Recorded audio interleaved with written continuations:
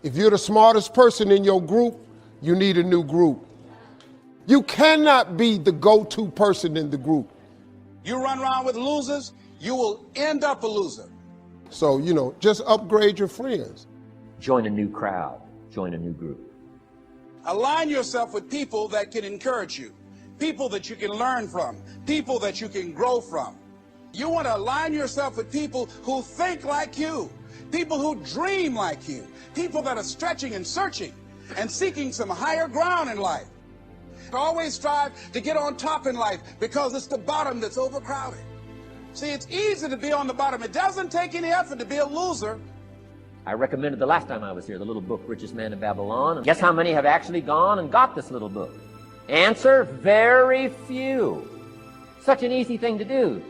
Why wouldn't everybody go get it? We don't know. What do you know? You don't know. I don't know. Nobody knows. We don't know the mystery of that. And I'm telling you, 10 years from now, those numbers will still be the same. 10% will, 90% won't. I used to belong to the 90% who couldn't be bothered even if it was easy. Wisdom of the world available. Transform your life spiritually, socially, personally, economically, and every other way. How many people have a library card? Answer, 3%. 97% couldn't be bothered. And now readily and quickly blames the government and blames policy and blames the pay scale. Here's my advice to you today. Walk away from the 97%. Don't talk like they talk. Don't act like they act. Don't specialize in what they specialize in. Throw away the blame lists they cling to. Don't spend time like most people going through life complaining. Doesn't matter what happens to you. The only thing matters, what are you going to do about it? What are you going to do about it? How long are you going to sit there and say, you know what they did to me? How long? Who wants to hear that racket? You say, well, is it as simple as getting a library card and join the 3%? And the answer is, of course. This is so easy. It's so simple. It's not complex. Go for the book. Start the library. Start the process. Fall on the floor. Do some push-ups. Got to take action. Otherwise, the wisdom is wasted. Otherwise, the emotion soon passes. All disciplines affect each other. Everything affects everything else. Don't be naive in saying, well, this doesn't matter. I'm telling you, everything matters. Key to take home. Every letdown affects the rest of your performance. That's why action is so important. The least action, the smallest action. Because when you start accomplishing and the value starts to return from that one action, it'll inspire you to do the next one and the next one and the next one. Here's the greatest value of discipline. Self-worth. The least lack of discipline. And it starts to erode our psyche. Here's the problem with the least neglect. Neglect starts as an infection. And if you don't take care of it, it becomes a disease. You say, well, how can I get back my self-respect? All you have to do is start the smallest discipline, like I should, and I could, and I will. You'll never go back to the old ways. So labor well, learn well, discipline yourself well. Let's not leave out any of the least of disciplines. This is all you got to do. And once you start down this road, I promise you, you'll join the 10% and the 3%. In the most independent country in the world, 95% are dependent, 5% are independent. Take charge of your own retirement. Take charge of your own life. Take charge of your own day. Take charge of your own conversation. And learn these skills, develop this kind of strategy, and I'm telling you, life will open up for you. Join the 3%. Walk away from the 95%. Find out what poor people read and don't read it. I'm telling you, don't talk like they talk. Don't blame what they blame. Don't use the excuses they use. It's called the language of the poor. Switch ideas. Switch strategy. Start with the simplest of disciplines. And if you'll invest in this thing called discipline, you can have whatever you wish. It's called the beginning of a miracle. As you begin to look at yourself, you got to redefine yourself. Who are you right now? And who must you become in order to create what you want? What is it about you right now that you've got to leave this behind because this no longer fits? What is it that you must do differently? If you want to keep on getting what you're getting, keep on doing what you're doing. See, it's time now. If you want to make this your decade, you've got to start saying yes to your life. Yes to your unfolding future. Yes to your potential. Why not? Why not me? Many people never act on their dreams because they allow their past experiences to determine what their possibilities are. The future is unfolding for you right now. The future is unlimited for you right now. We have the power to change our personal history, changing where we want to go, exploring new horizons. Become a great listener. Get around successful people and listen. Listen to what they say. And never has listening to successful people been easier or less costly than it is today. And you can listen to their ideas while you do something else, while driving your car, exercising, anytime. Listen over and over again until their ideas become your ideas. Ideas well written, well spoken, and well invested can be your driving life force for wealth and happiness. Watch what successful people do. Here's why. Success leaves clues. Spend the money and time and the effort.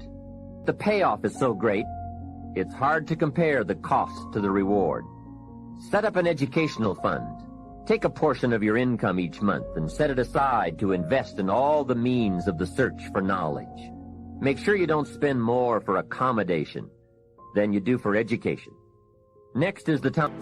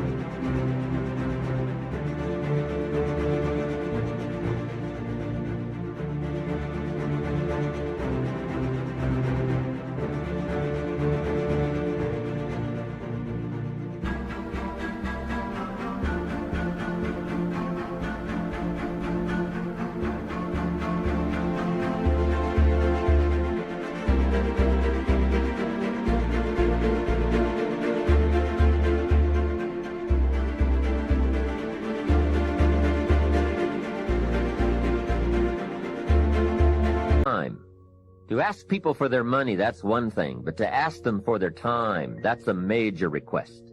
You can get more money, but you can't get more time. However, this major investment you're making now, listening, could be that small fine-tuning you need for major accomplishment. Listening to know, listening to learn, is truly an investment in effort. However, this effort is the effort investment that opens the floodgates where ideas can work their magic for you in the marketplace. Personal development is truly the key to the good life. Most of what we have attracted by the person we have become. I've discovered that income does not usually exceed personal development.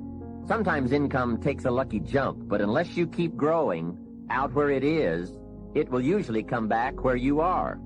I guess it is hard to keep what you haven't attracted by your own personal development. Remember, the major key to your better future is you.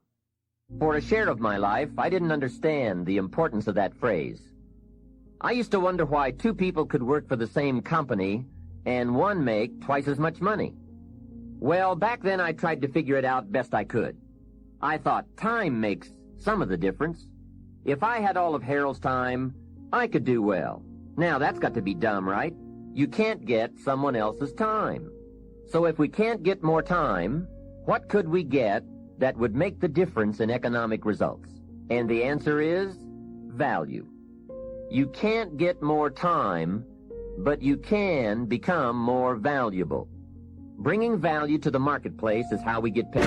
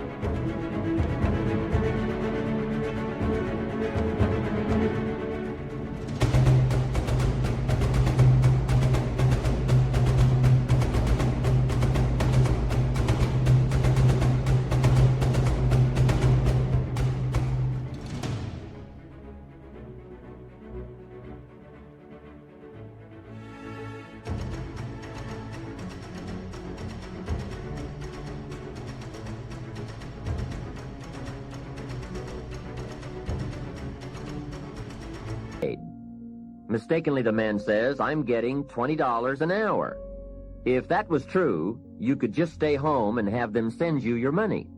You get paid for the value you put in an hour. It's possible to earn 2 or 3 or more times as much money in the same amount of time if you go to work primarily on yourself. But see, that was my problem. I was working hard on my job, but I wasn't working hard on myself. And that was the main reason for my lack of progress.